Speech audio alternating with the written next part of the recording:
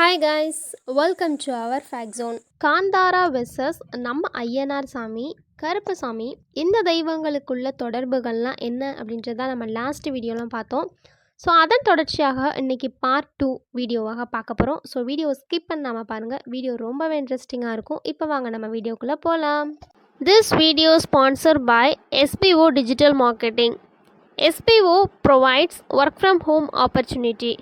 This is mobile-based part-time job, perfect for students, homemakers and job seekers. If you want more information, link in description, check it now.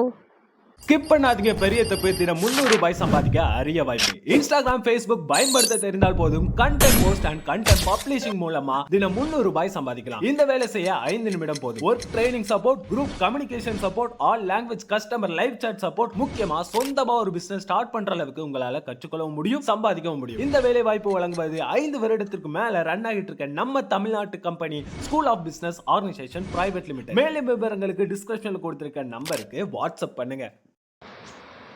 Kantara படத்தில் வரும் பூத Cola நடனமும் நம் ஊர் சாமி ஆட்டமும் வெறும் ஆட்டங்கள் மட்டுமே இல்லைங்க, இதில் ஒரு ஆச்சரியமான சமூக நீதியே ஒளிஞ்சிருக்கு.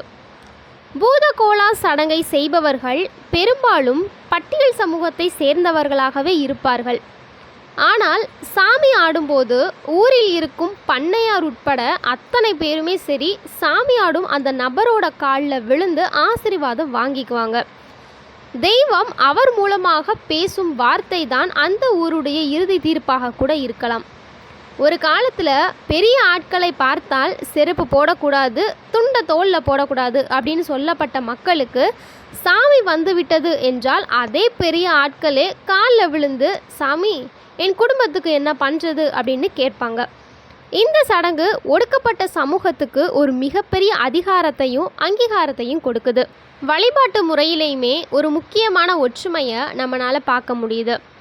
பெருந்தெய்வ கோவில்களில் சர்க்கரை பொங்கல், புளியோதரை போன்ற சைவ படையல்கள்லாம் போடப்படுது. ஆனால் நம் நாட்டார் தெய்வங்களுக்கோ ஆட்டுக்கறி குழம்பும் சுட சுட இட்லியும் வைத்து படைக்கிறாங்க. சில இடங்களில் ஆடு கோழியும் பலி கொடுக்குறாங்க. இதன் தத்துவம் என்ன அப்படின்னா, நம் உணவை ஏற்றுக்கொள்ளாத சாமி நம்ம எப்படி ஏற்றுக்கொள்ளும்? நம் உணவு, நம் உடை, நம் மொழி, நம் உரிமை, இவை எல்லாத்தையுமே அங்கீகரிக்கும் தெய்வங்கள் தான் இந்த நாட்டார் தெய்வங்கள். நிலம் யாருக்கு சொந்தம்? காந்தாரா படமும் சரி, நம் நாட்டார் வழிபாடும் சரி, ஒரு முக்கியமான சூழலியல் பாடத்தை நமக்கு சொல்லி கொடுக்குது. இந்த நிலம், இந்த காடு மனிதனுக்கு மட்டும்தான் சொந்தமா அப்படின்ற கேள்விக்கு ஆன்சரே கிடையாது அப்படின்ற மாதிரி சொல்கிறாங்க. காடு, தெய்வம், மனிதன் ஆகிய மூவருமே ஒருவரை ஒருவர் சார்ந்து தான் வாழ்கிறாங்க. பஞ்சுருளி போன்ற விலங்குகளுக்கு கூட இந்த நிலத்தின் மேலே உரிமை இருக்குது அப்படின்ற மாதிரி எல்லாருமே நம்புகிறாங்க. எனவே ஒருத்தர் வாழும் நிலத்தை ஆக்கிரமிப்பது அப்படின்றது மனிதனுக்கு செய்யும் துரோகம் மட்டுமல்ல, அந்த மண்ணையே காக்கும் தெய்வத்துக்கு செய்யும் மாபெரும் துரோகமும் கூட அப்படின்ற மாதிரி சொல்லப்படுது.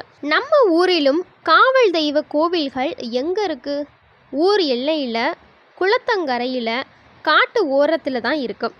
இந்த கோவில்கள் எல்லாமே இது நம்ம எல்லை, இது நம்ம பூர்வீக நிலம் என்று நம்ம முன்னோர்கள் சடங்கு ரீதியாக வரைந்து வைத்த வரைபடமாகத்தான் நம்ம மக்கள்லாம் பார்க்குறாங்க. ஓயாத ஆன்மீக போராட்டம், நிலப்பிறப்புகள் நிலத்தை பறிக்க வரும்போது காந்தாரா மக்கள் பெருந்தெய்வங்களை கூப்பிடாமல் தங்கள் மண்ணில் பிறந்த தெய்வத்தையோ அல்லது பூதத்தையோ துணைக்கு கூப்பிடுறாங்க. ஏனென்றால் நிலத்தின் வழி நிலத்தில் பிறந்த சாமிக்கு தானே தெரியும். காந்தாரா படத்தின் வெற்றி அப்படின்றது மண்ணுக்கும் உரிமைக்குமான போராட்டம்.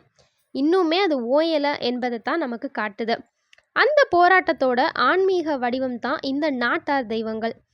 இனிமே உங்கள் ஊரில் எல்லையில் ஒரு காவல் தெய்வத்தை நீங்கள் பார்த்தீங்க அப்படின்னா அதை வெறும் சிலையாக மட்டும் பார்க்காதீங்க. அது பல நூறு வருடங்களாக ஒரு நிலத்தையுமே சரி, மக்களையும் சுற்றுச்சூழலையும் பாதுகாத்து வரும் ஒரு வீர வரலாற்றையாக பாருங்க. அந்த வரலாறு தான் தமிழரோட அடையாளம். இந்த கருத்துக்கள் பற்றி உங்கள் மனதில் ஓடும் எண்ணங்களை கமெண்ட் செக்ஷனில் பண்ணுங்கள்.